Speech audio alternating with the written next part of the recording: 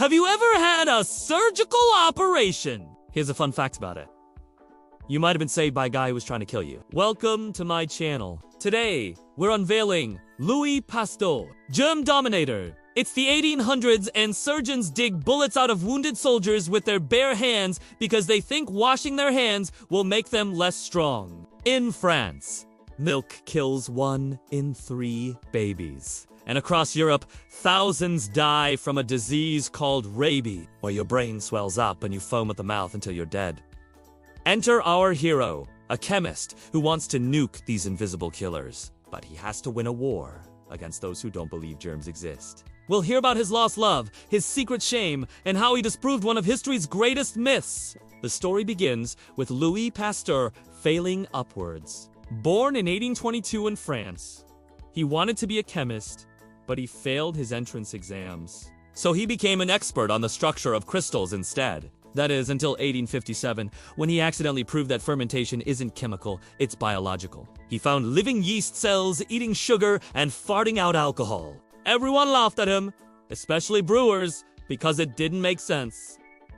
Tiny beasts make beer. Madness. But he stuck to his guns and developed pasteurization, heating liquids to kill germs and spoil them. But it's hard to change people's minds if you can't see the enemy. To do that, Louis needed a bigger battle. Enter the Milk Wars, where new machines were making lots of pasteurized milk, but people still thought it was dangerous. So in 1865, Louis grabbed 2 glass containers of milk, heated one of them, and left them both in the sun. The unheated milk soured and curdled, but not only did the other milk stay fresh, it didn't even support bacterial growth. He announced, "Where there is no life, there is no decay."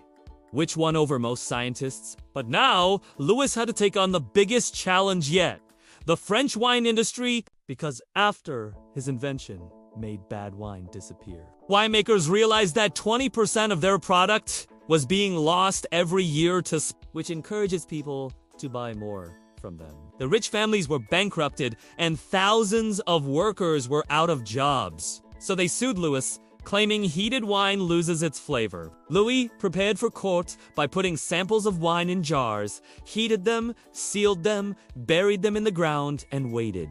When he brought the jars into court, each contained a healthy sample of vinegar. "Looks like you just lost your case," he said. With all the bigwigs defeated, Louis turned to saving lives because now doctors understood that germs could cause illness. But they had one problem. They couldn't see these tiny particles. That is, until Louis solved the mystery of how life comes from life. Until then, everyone believed in spontaneous generation, that life could come from non-living things. Louis smashed this theory and won a huge victory in 1861. He filled 2 nutrient-filled jars with broth, boiled them, sealed them, and left them on a table. But he noticed something disturbing, that dust particles from outside were falling in. So he put a fine mesh over the top, which stopped the contamination. Those jars stayed pure, proving that life only comes from life. And it helped him save many lives, including his own. In 1865, his daughter died of the plague, which motivated him to take on his final foe, rabies. It affects millions and strikes fear into everyone, because once symptoms show up, it's almost always fatal.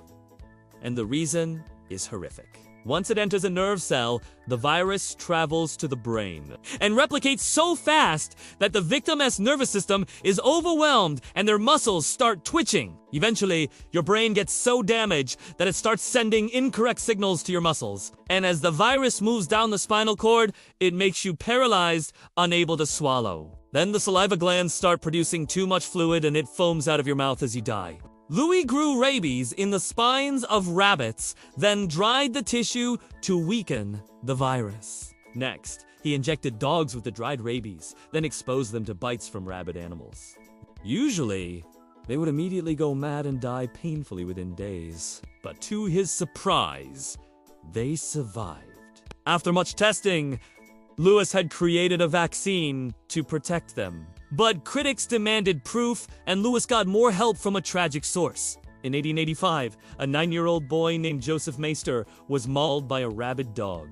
He had 14 wounds and would die in agony unless he got treatment. So his parents took him to Pasteur, who told them there is only one thing to do: inject him with the vaccine or he will die. After giving him 60 doses over 3 months, crowds gathered daily to see if he would survive. But he did! Soon, victims flooded into Paris, desperate for a cure. So Louis founded the Pasteur Institute to help them. But what happened to the man who gave us vaccines? Unfortunately, he has a shadow legacy, because during his lifetime, he stole credit from his assistant, Robert Koch, who discovered the first anthrax vaccine. He also secretly tested the rabies vaccine on over 50 children before Joseph Meister, some of whom died. And finally, he helped develop the first biological weapon, when the Japanese started infecting their silkworms with a bacteria that turned cocoons brittle and ruined the industry. So Louis infected them back, causing the silkworms to die of a disease called flaccid paralysis. And he kept the deadly anthrax bacteria alive,